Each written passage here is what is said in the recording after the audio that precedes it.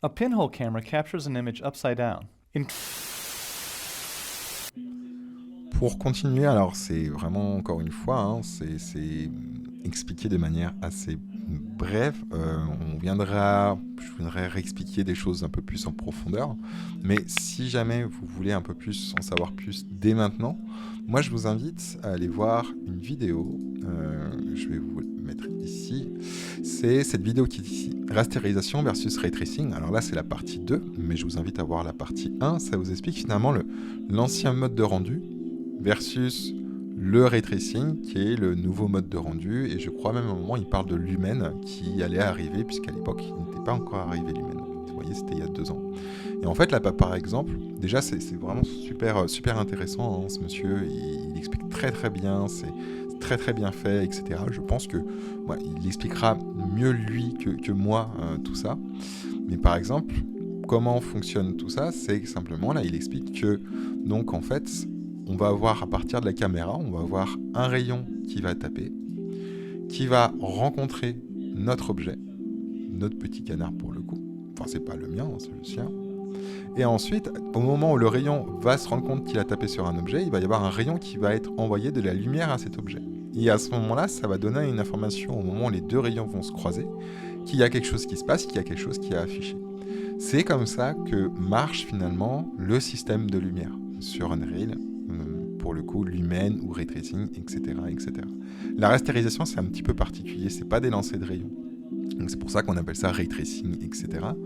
Mais voilà, c'est toujours d'abord la caméra qui va tirer un rayon jusqu'à frapper un objet.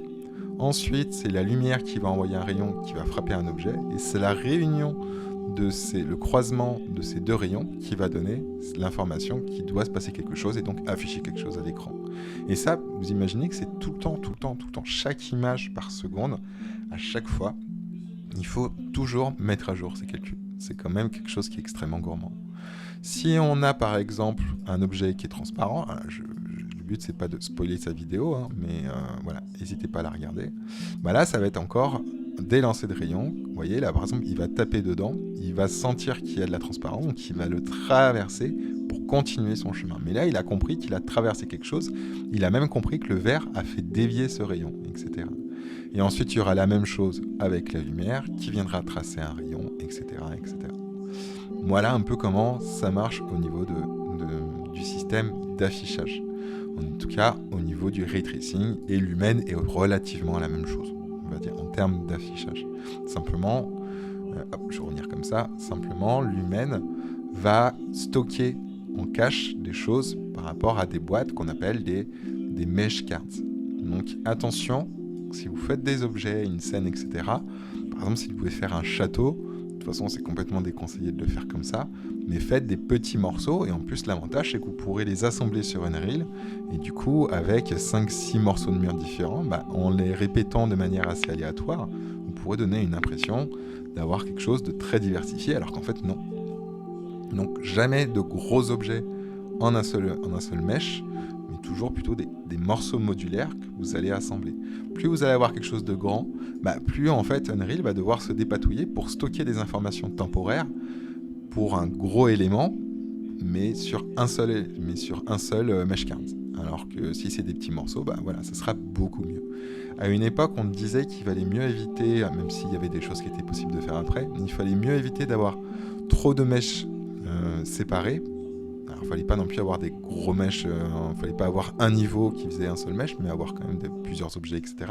Mais voilà, plus on avait des objets différents, plus ça faisait des processus au processeur à calculer, à comprendre tous ces objets différents et à les calculer, et du coup, il fallait essayer de se débrouiller pour trouver un juste milieu. Bon, Unreal 5 a changé pas mal de choses là-dessus. Mais voilà, gardez en tête qu'il faut faire en sorte d'avoir plus des petits objets que des gros objets. Plus vous aurez un gros objet, plus vous aurez des soucis pour la lumière, pour l'ombre, etc.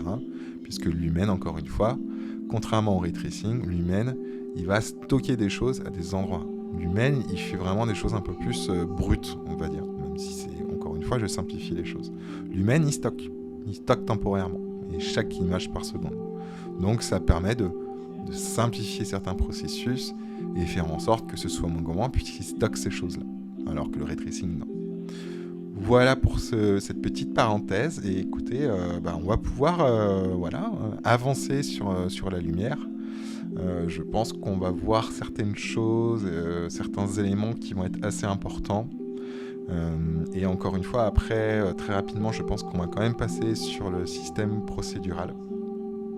Pourquoi ? Parce que là, j'essaie de vous donner une vue d'ensemble sur à peu près tous les éléments. Je pense, par exemple, je ne pourrais pas vous montrer les particules parce que je suis nul par rapport à ça, mais c'est quelque chose qu'il faut que j'apprenne.